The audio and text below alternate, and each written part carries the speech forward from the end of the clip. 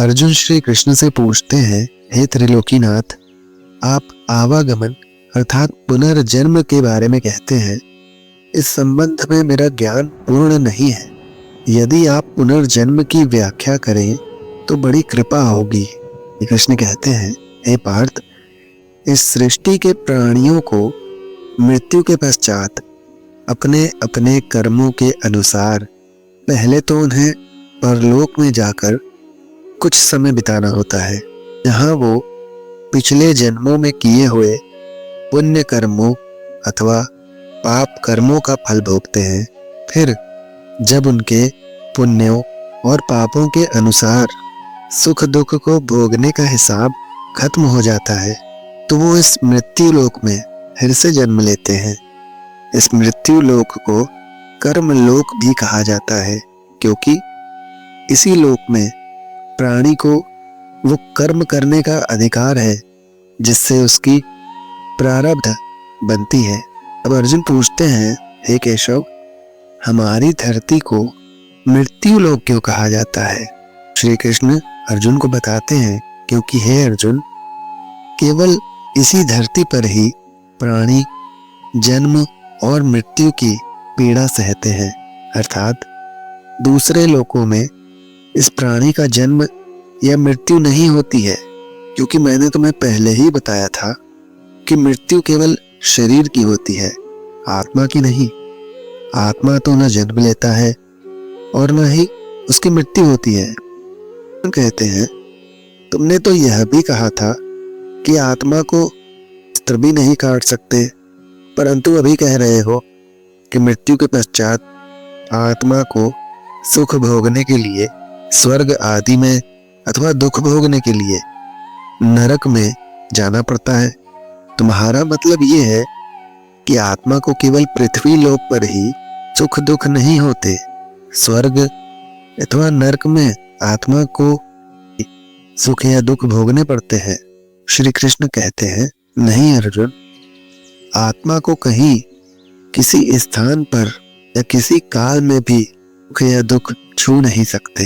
ये आत्मा तो मुझ अविनाशी परमेश्वर का ही प्रकाश रूप है।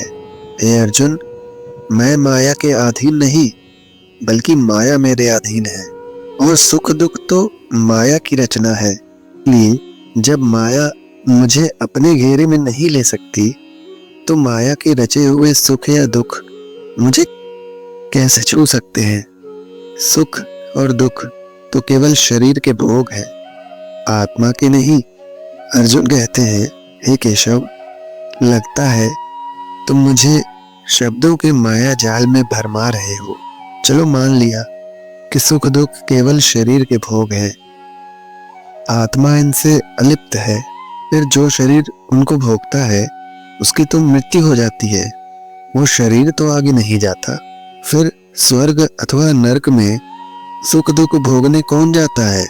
तब श्री कृष्ण अर्जुन को बताते हैं, हे पार्थ, जीवात्मा इस सुख दुख भोगने के लिए जीवात्मा जाती है। तब अर्जुन कहते हैं, ये जीवात्मा क्या होता है? तब श्री कृष्ण अर्जुन को बताते हैं, पार्थ, देखो, जब किसी की मृत्यु होती है तो असल में ये जो बाहर का स्थूल शरीर है केवल यही मरता है। स्थूल शरीर के अंदर जो सूक्ष्म शरीर है वह नहीं मरता। वो सूक्ष्म शरीर आत्मा के प्रकाश को अपने साथ लिए मृत्यु लोक से निकलकर दूसरे लोकों को चला जाता है। उसी सूक्ष्म शरीर को जीवात्मा कहते हैं। अब अर्जुन कहते हैं, इसका अर्थ है कि जब आत्मा एक शरीर को छोड़कर जाती है तो साथ में जीवात्मा को भी ले जाती है। तब श्री कृष्ण कहते हैं, नहीं अर्जुन, ये व्याख्या इतनी सरल नहीं है। देखो, जैसे समुद्र के अंदर जल की एक बूंद समुद्र से अलग नहीं है, उसी महासागर का एक हिस्सा है, वह बूंद अपने आप सागर से बाहर नहीं जाती। हाँ, यदि कोई उस बूंद को एक बर्तन में भरकर ले जाए तो वो समुद्र से अलग दिखाई देती है। इसी प्रकार सूक्ष्म शरीर रूपी जीवात्मा उस आत्म ज्योति के टुकड़े को अपने अंदर रखकर अपने साथ ले जाता है। यही जीवात्मा की यात्रा है, जो एक शरीर से दूसरे शरीर में और जो एक योनि से दूसरी योनि में विचरती रहती है। सूक्ष्म शरीर का आकार प्राणी के बाहरी स्थूल शरीर जैसा ही होता है, परंतु वो बहुत छोटा होता है, अति लघु रूप और इतना सूक्ष्म होता है कि साधारण मानवीय चक्षुओं से दिखलाई नहीं देता, क्योंकि उस शरीर में पृथ्वी और जल जैसे स्थूल तत्व नहीं होते, इसीलिए स्थूल चक्षुओं को वो दिखाई नहीं देता है। यद्यपि मानव शरीर 5 तत्वों से बना है, परंतु उसके अंदर सूक्ष्म शरीर एक ही होता है। उस शरीर के अंदर जिस स्थूल शरीर के 5 स्तर होते हैं। पहला अन्नमय कोश, जो बाहर का स्थूल शरीर है और जिसे देखा जा सकता है। दूसरा प्राणमय कोश, यहाँ से सूक्ष्म शरीर आरंभ होता है, इसे नहीं देखा जा सकता, ये प्राण शक्ति का केंद्र होता है। तीसरा मनोमय कोश, ये शरीर प्राणमयी कोश से भी अधिक सूक्ष्म होता है, ये मन के विचारों से बना होता है, इसे भी साधारण नेत्रों की दृष्टि द्वारा देखा नहीं जा सकता, परंतु जो ज्ञानी सिद्धियां प्राप्त करते हैं वो इसे देख सकते हैं। अनुमय कोश के बाद जो चौथा शरीर है उसे विज्ञानमय कोश कहते हैं, इसी में प्राणी का सारा ज्ञान समाहित होता है।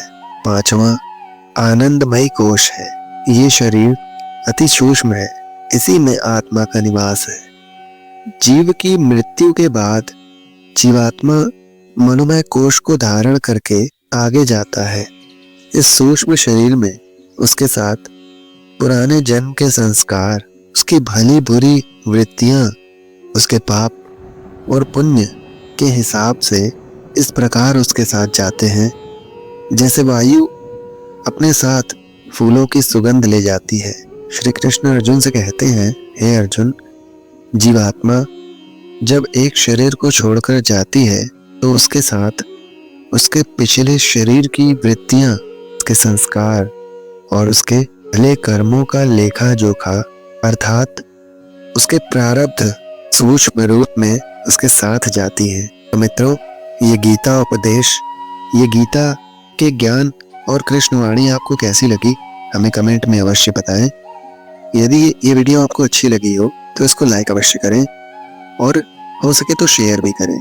यदि आप इस चैनल पर नए हो तो इसको सब्सक्राइब कर लें और बेल आइकन प्रेस कर लें। धन्यवाद। राधे राधे मित्रों।